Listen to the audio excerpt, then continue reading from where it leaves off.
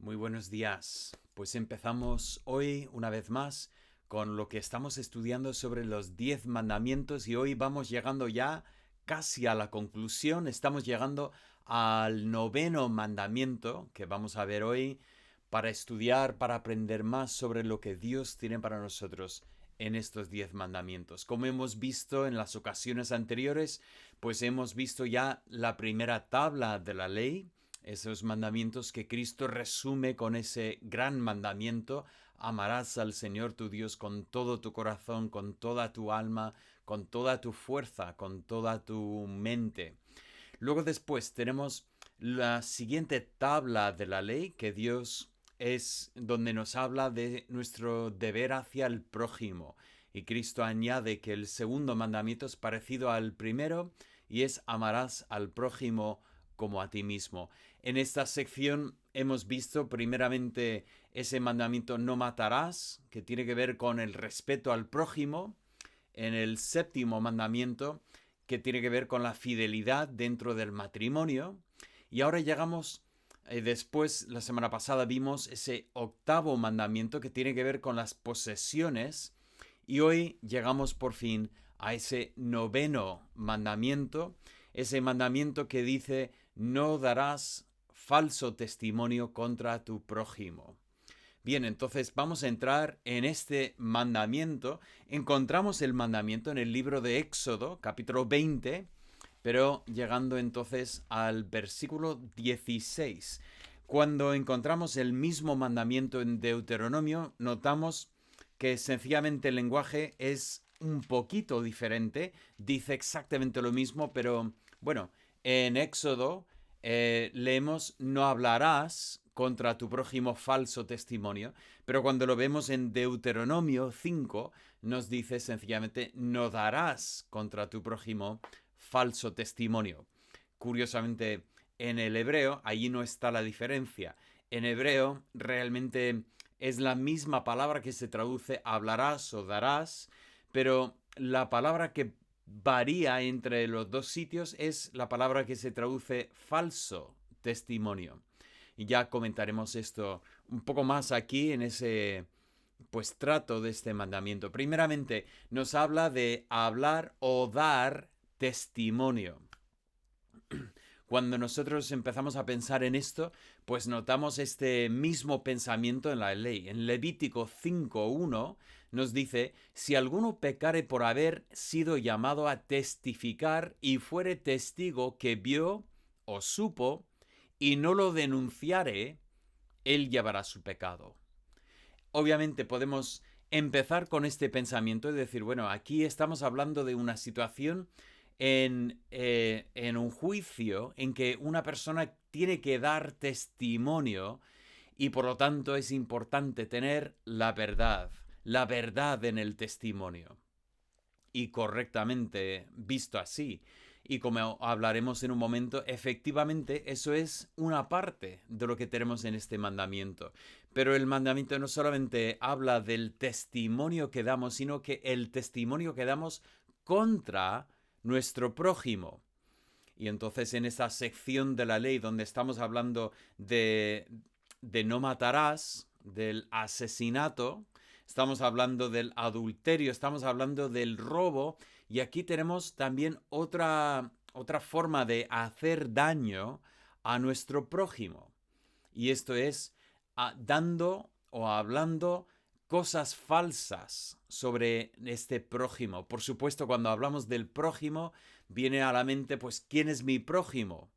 Y ahí tenemos la historia que cuenta Cristo sobre el buen samaritano para saber que incluso una persona que nuestra cultura nos lleva a odiar, esta persona puede ser nuestro prójimo. Por lo tanto, entendemos que el prójimo es la persona que tenemos delante de nosotros.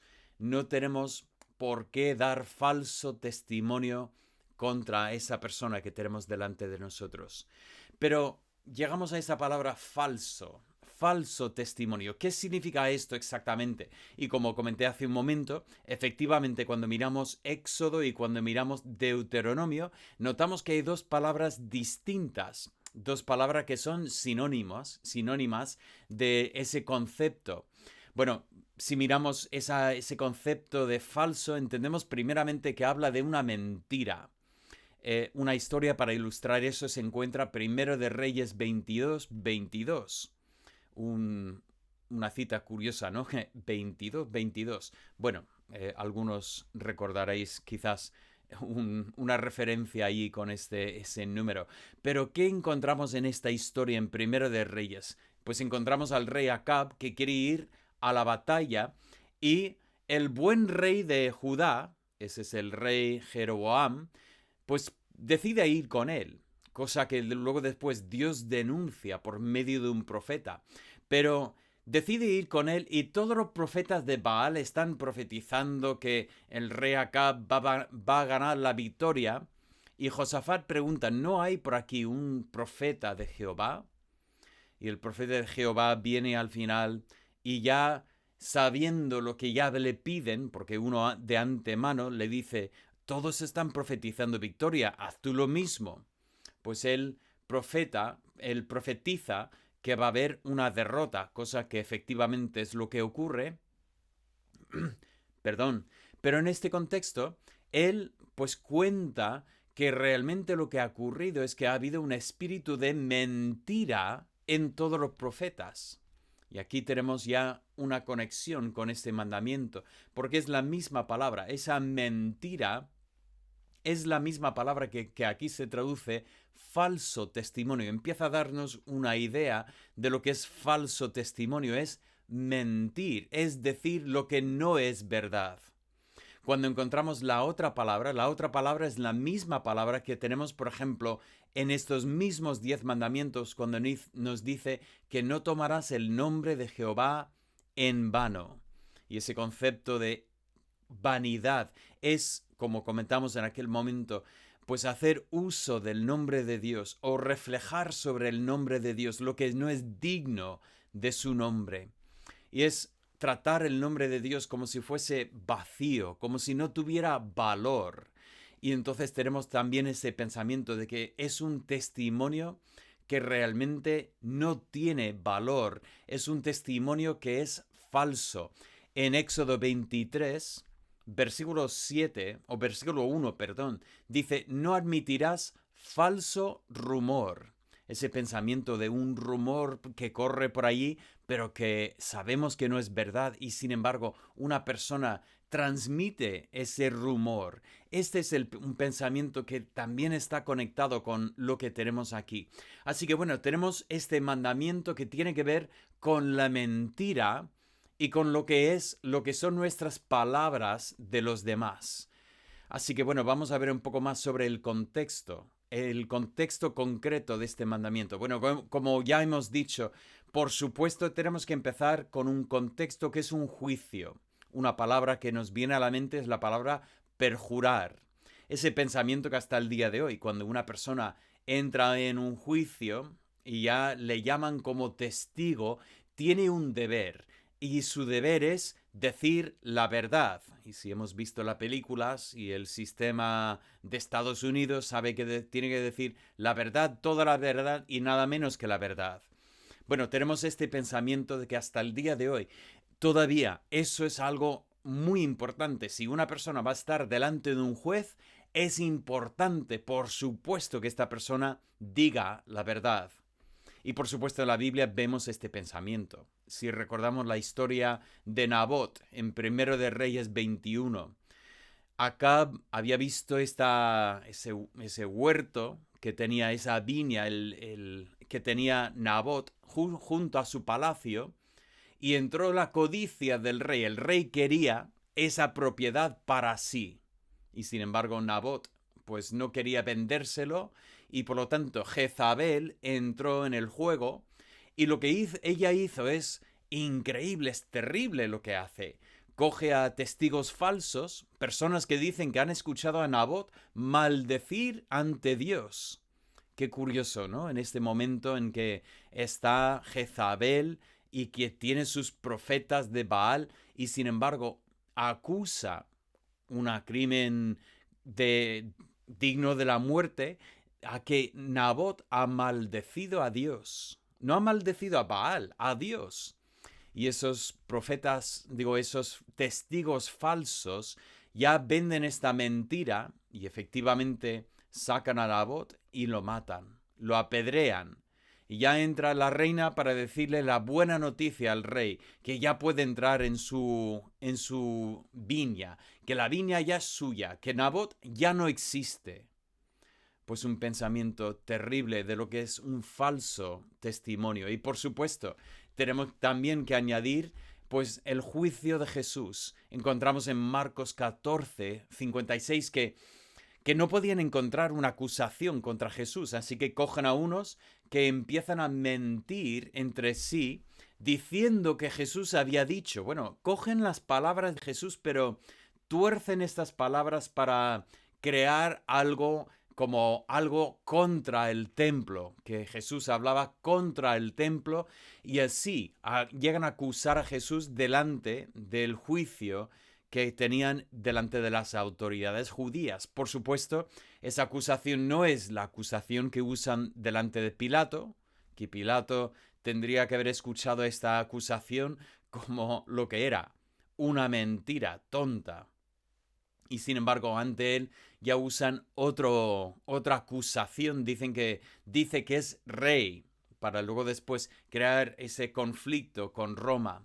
Pero vemos ese comentario, o sea, estas historias, y por supuesto entendemos que en primer lugar este mandamiento tiene que ver con dar juicio, o sea, dar testimonio en un juicio que es falso, un testimonio falso, y desde luego esto es una ofensa delante de Dios. Pero de la misma forma que cuando hablamos de ese sexto mandamiento y luego vimos cómo Jesús toma este mandamiento y dice, bueno, habéis escuchado que se ha dicho, no matarás, pero yo os digo que el que insulta a su hermano es culpable delante de Dios.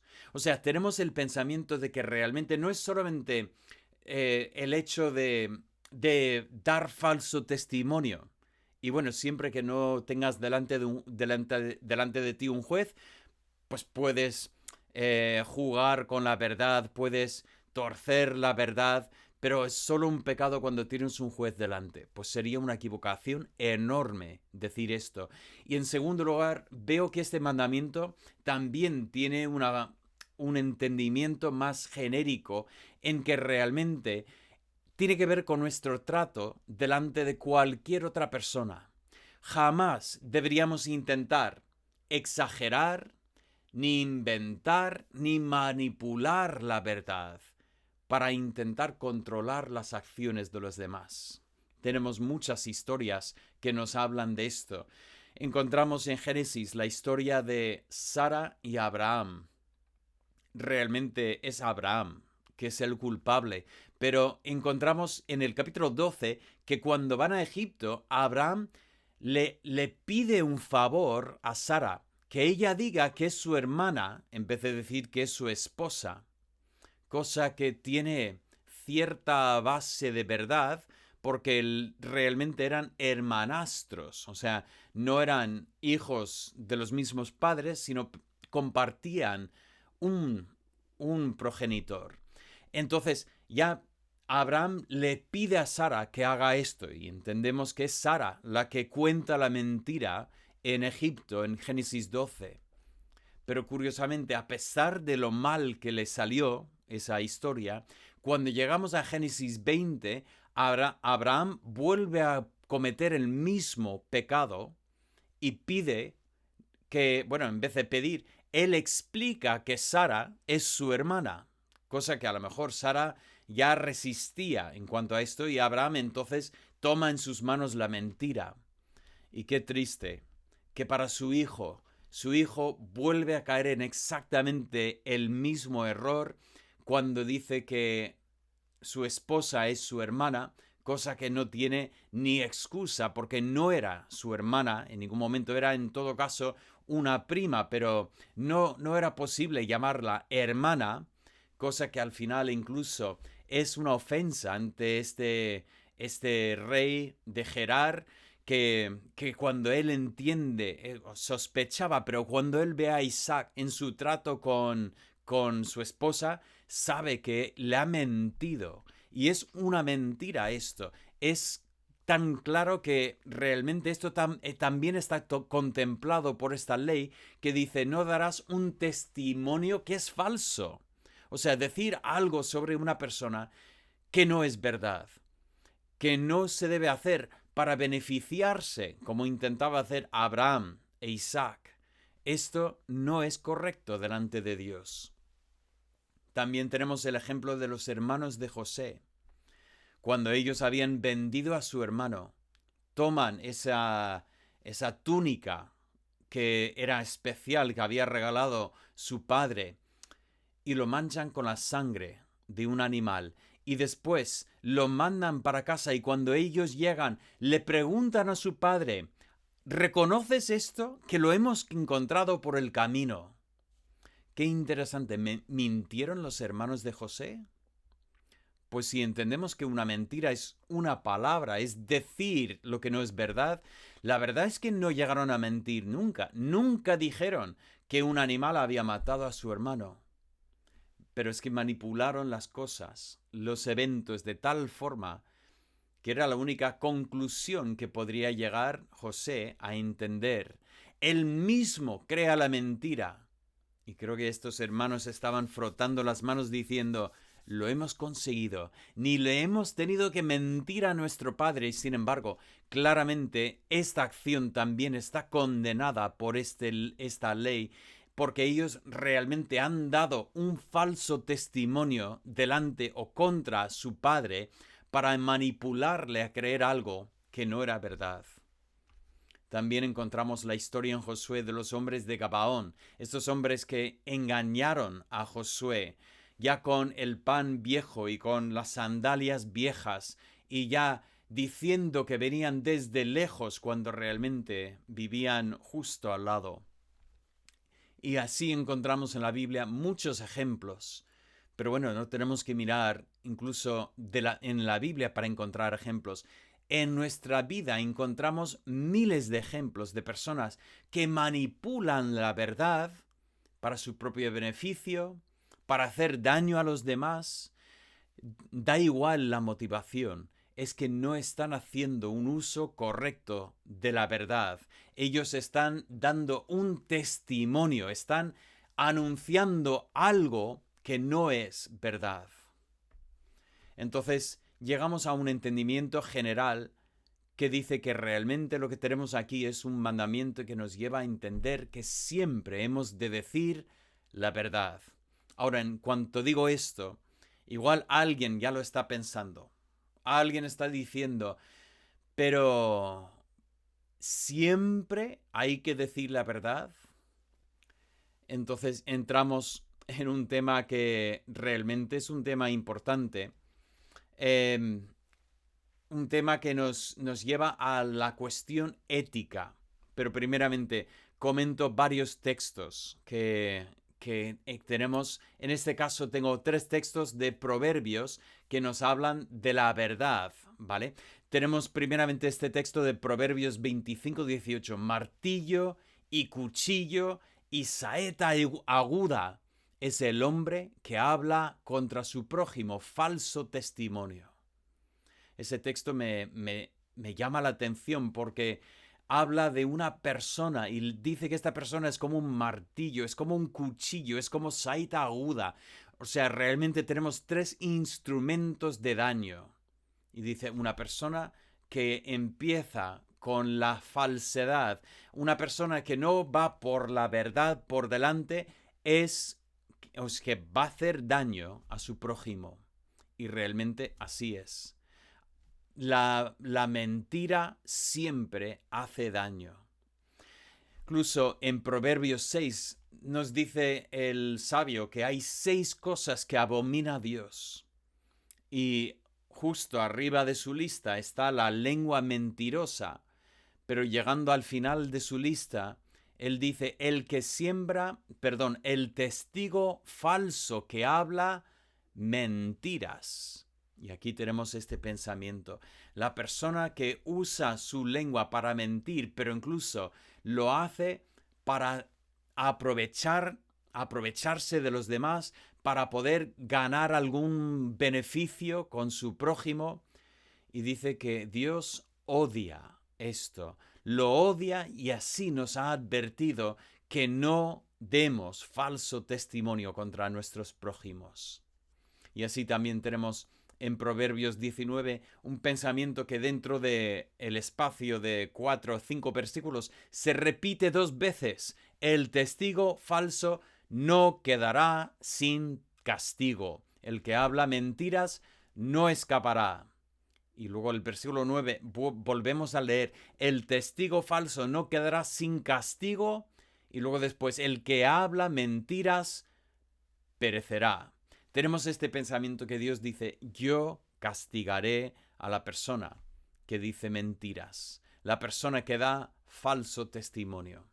Pero volviendo a este pensamiento ética, si siempre tenemos que decir la verdad, no hay situaciones en que se puede decir una mentira para el bien, no una mentira para hacer mal, sino una mentira para hacer el bien. El ejemplo que muchas veces salta es un ejemplo, bueno, sí, los nazis en la Segunda Guerra Mundial, cuando iban buscando a los judíos para matarlos, ¿era correcto mentir? Y es curioso notar que en la historia de Corrie ten Boom, que es una mujer de Holanda que escondía judíos en su casa, su hermana también escondía judíos en su casa. Pero estas dos hermanas tenían pensamientos distintos. Corrie estaba dispuesta a intentar no dar esta información. Ella estaba dispuesta a decir que no tenía judíos si le preguntaban para salvar a estas personas que tenían escondidas en su casa.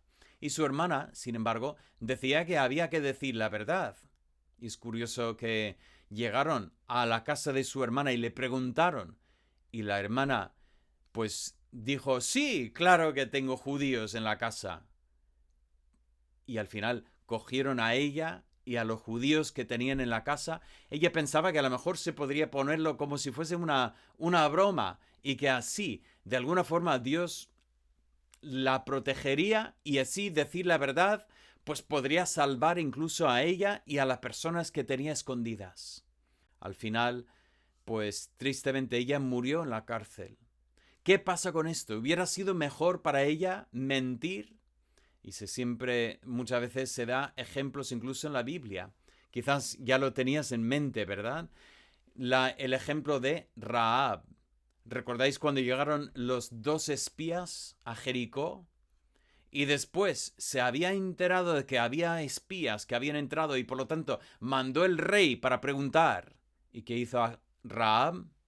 Rahab mintió directamente. Dijo, sí, pues había 2 hombres aquí, pero ya se fueron. Se fueron y si todavía tenéis tiempo, o sea, si os dais prisa, podéis alcanzarlos porque iban hacia el monte. Todo era mentira. Tenía los espías arriba, los tenía escondidos en el techo de la casa y mintió directamente a estos soldados del rey. Pues, ¿qué podemos decir en cuanto a esta mentira? Pues podemos primeramente reconocer que ella salvó la vida de los espías por medio de una mentira. Efectivamente, salvó su vida. Y tenemos una historia muy parecida, aunque menos veces se cita, pero la historia de Mical, la primera esposa de David antes de llegar a ser rey. Esa hija de Saúl, también encontramos una historia de ella parecida en 1 de Samuel 19:14, en que su padre mandó a los hombres para coger a David, para coger y matar a David, y ella dijo, mi esposo está enfermo. Está en la cama, pero ella había cogido cojines y los había puesto en la cama. Y entonces cuando los hombres efectivamente se asomaron para ver la cama, vieron que había alguien en la cama, o por lo menos parecía alguien. Y después mandaron a Saúl, ¿qué hacemos? El hombre está enfermo. Y Saúl dijo, pues traed la cama. Pues cogieron la cama sobre sus hombros y llevaron a lo que pensaban que era un David enfermo en la cama, dormido, solo para llegar ahí delante de Saúl y destapar y encontrar que David no estaba. David estaba ya lejos.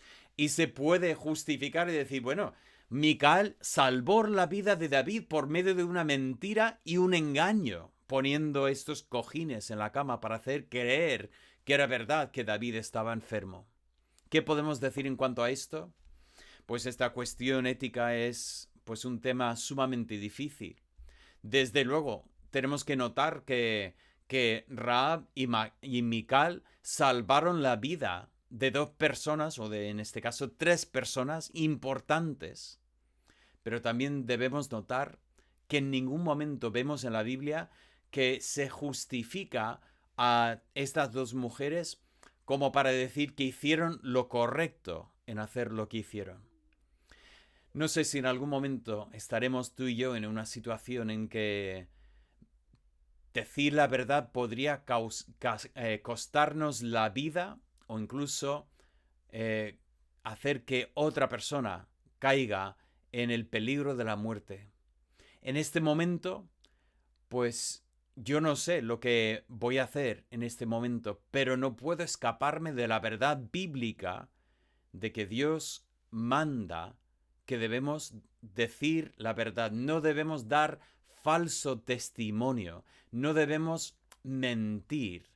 Y la Biblia parece que nos lleva en la dirección de dejar esto como una ley universal. Así que ahí queda el tema de realmente qué hay que hacer en esta situación. Y lo único que puedo decir es que yo creo que Dios primeramente nos guiará a lo que tenemos que hacer en este momento. Y creo que en este momento, pues Dios también puede perdonarnos si hacemos lo que no debemos haber hecho. Si es que era por falta de confianza, pues Dios nos puede perdonar, pero yo me quedo con la verdad que dice la Biblia, que Dios quiere que seamos honestos. Entonces, pues vamos a ver si el Nuevo Testamento pues nos lleva en esta misma dirección, y efectivamente así es. Encontramos primeramente en Colosenses 3 que nos dice: no mintáis los unos a los otros, habiéndoos despojado del viejo hombre con sus hechos. Está claro que para el apóstol Pablo en Colosenses, la mentira es algo que está relacionado con el viejo hombre. Cuando nosotros hemos llegado a conocer a Cristo, es que la mentira ya no va con nosotros.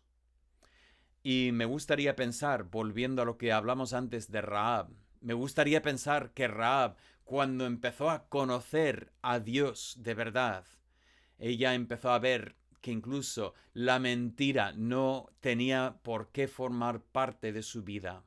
Y así nos manda el Señor en el Nuevo Testamento. También en Efesios encontramos en el capítulo 5, versículo 25, dice: por lo cual, desechando la mentira, hablad verdad cada uno con su prójimo, porque somos miembros los unos de los otros. Aquí tenemos específicamente en este contexto de que somos miembros los unos de los otros. Por supuesto, creo que tiene que ver con la iglesia, que somos los cristianos miembros del mismo cuerpo, pero incluso, yo creo que incluso para nuestros prójimos, es que somos efectivamente prójimos.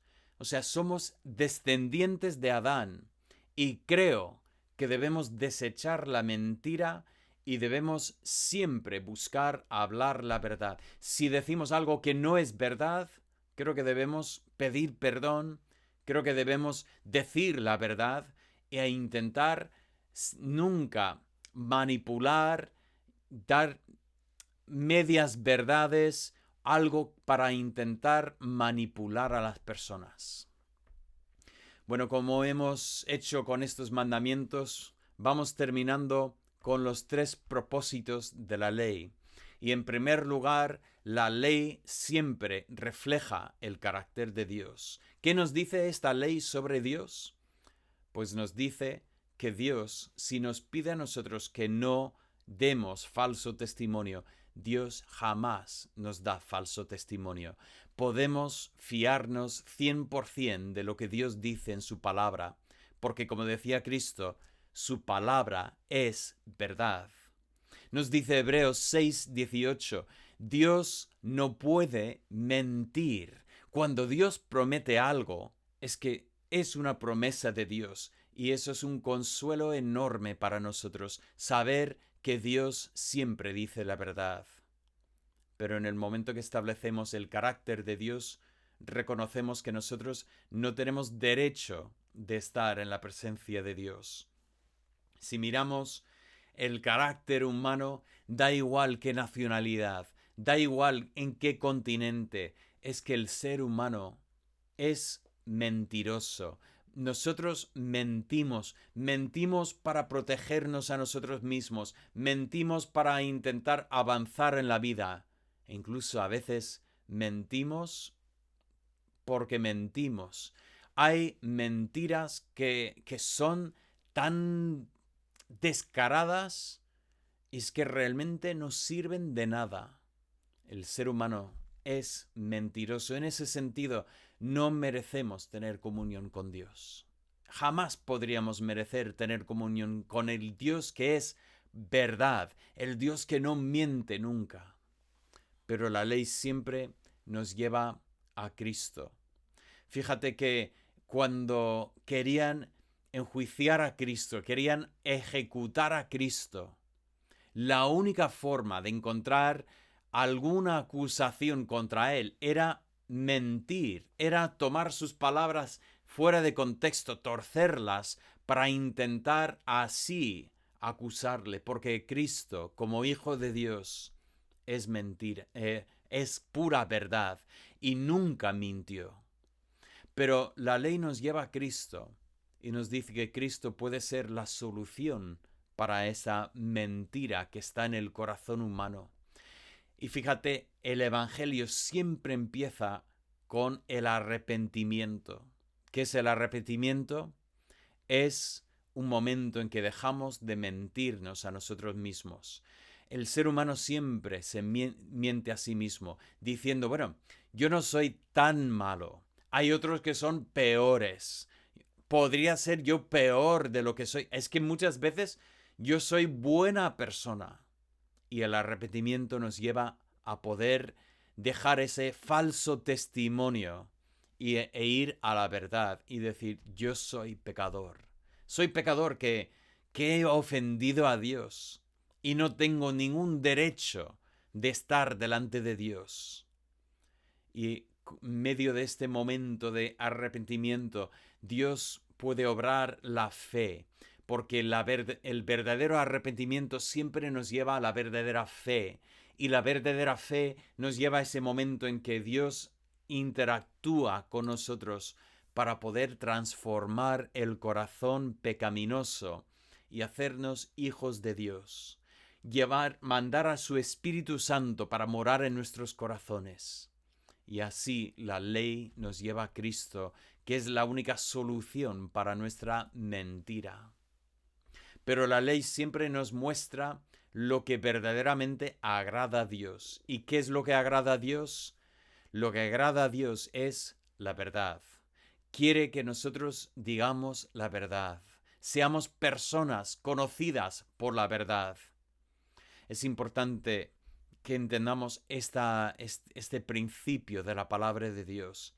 No es que tenemos que ofender con la verdad.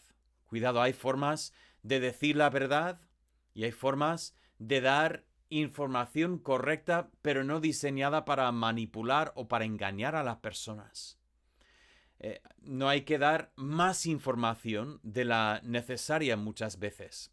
Pero cuidado, no estamos jugando con medias verdades para manipular. Más bien debemos ser personas que cuando hablamos, lo que decimos se puede tomar como la verdad. No debemos ser personas que cuando otro nos escucha hablar dice, bueno, ha dicho esto, pero entonces seguro que no era así. Debemos debemos ser personas honestas y realmente hacia ahí nos lleva este mandamiento. Ese noveno mandamiento nos lleva al pensamiento de la honestidad en nuestro trato para con los demás. Entonces, ¿cómo vamos con este mandamiento? ¿Cómo es nuestro trato con los demás? ¿Damos falso testimonio?